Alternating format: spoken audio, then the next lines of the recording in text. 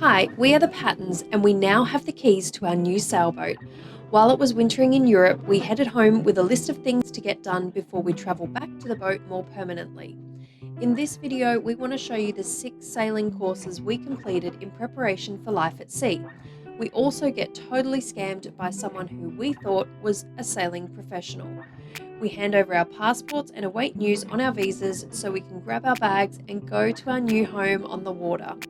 Don't forget to like and subscribe to follow our channel.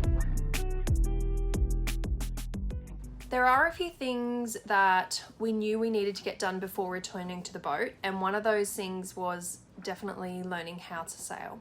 These are the 6 courses that we did that we feel are necessary for anyone, especially someone new to sailing who is considering going and living on a boat.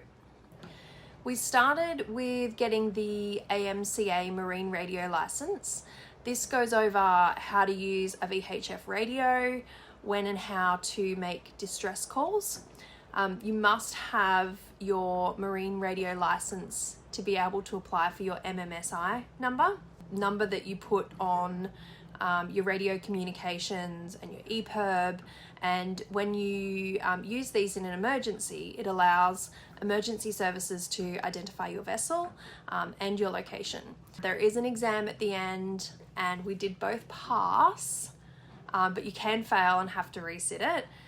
James did beat me, but just by a tiny little bit. Next, we completed the RYA 5-day Competent Crew course.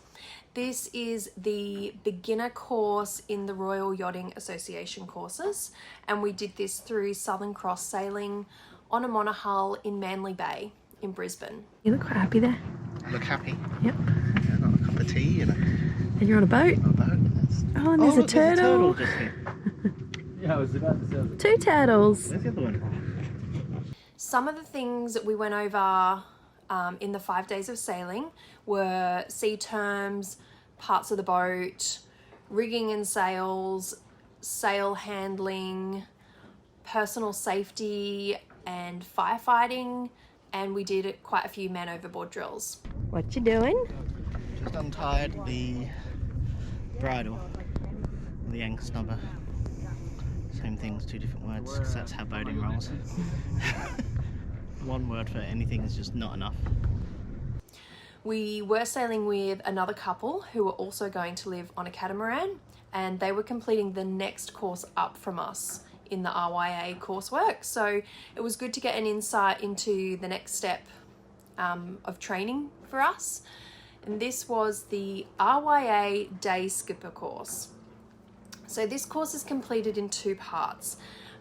There is a theory component and then there is a practical component. And you must do the theory component, which covers chart work, navigation, and the basics of seamanship before you do the practical 5-day sailing component. This is where we got totally scammed with the company that we chose to do the theory component with. I ignored all of the red flags because we had to finish this part of the course before we did the practical, and I'd already booked that through another company. I didn't want to do the theory part online. I really wanted to do the theory face-to-face. So we did the 3.5 days working through the exam, mainly on our own, and we didn't get the certificates required for the theory part of this course. After months of chasing the company for our certificates, I ended up having to go to RYA and making a complaint, only to find out that this company was not authorised to do the RYA courses, and therefore that company couldn't provide us with the certificates because they didn't have them. In the end, we were able to prove we had the knowledge and were competent, and we were provided with our certificates from RYA. In hindsight, you can always check with the RYA to ensure that whoever you're doing the course through is actually certified, and don't ignore red flags like I did.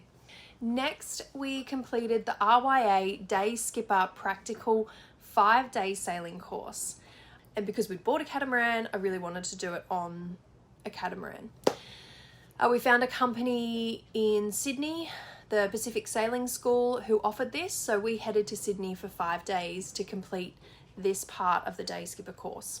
This part of the course included preparation for sea, deck work, navigation, pilotage, meteorology, rules of the road, emergency situations, yacht handling under power and sail, passage making, and of course night cruising. Not the best day to be out sailing, James, but still pretty excited to get under that bridge, aren't you? Yeah.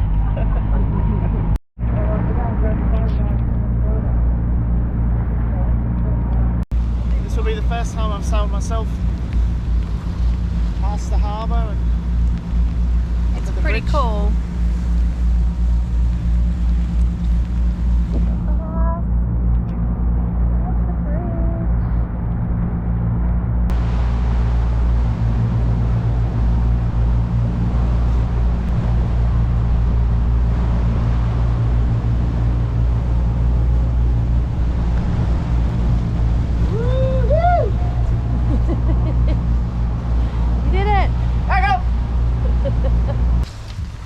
My legs cold. are soaked. My shoes soaked. All soaked. But good. Take 2. Congratulations. Thank you. Well done. Next we completed our diesel engine course. Again, we did this through Ocean Boardroom and they came to Brisbane.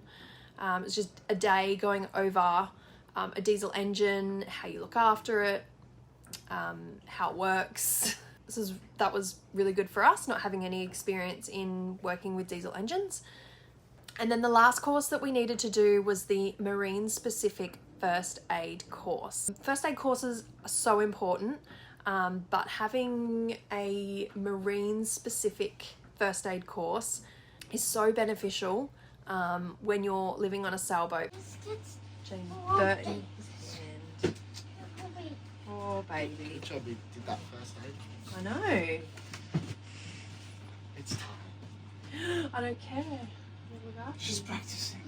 Oh, baby. This is how we met on a first aid course. On the first aid course? We met Yeah. on a first aid course, yeah. Oh, that's pretty cool. Yeah, they put us as partners. Ah, for life. I have actually recommended this course to people I know who were going caravanning around Australia, who are going to be in remote locations, because things happen and you need to be able to have some knowledge base of what to do. We also went to our doctor and got some scripts filled for like antibiotics and painkillers and things that we may need in an emergency. That's the 6 courses that we did, that we recommend. I've linked all of the information in the comments below. If you have any questions about it, please shout out to me, leave me a comment. Here we are, a few weeks before we sail away, and we're looking at our options for sailing around Europe. Being Australian citizens, it's difficult for us to stay there for more than 80 days in a 180-day period. So we decided to apply for a long stay visa. So today we've got an interview with the representative of the French government. And we'll see how we get on. Lots of paperwork and stuff, but first time we've had to do something like this. Yep. But I think we're well prepared, so once we've been in, we'll let you know if we got accepted. We'll get accepted. We've like ticked everything that we need to show. Okay. We've proved everything. I think we'll be okay. Okay. I'm so excited. Alright.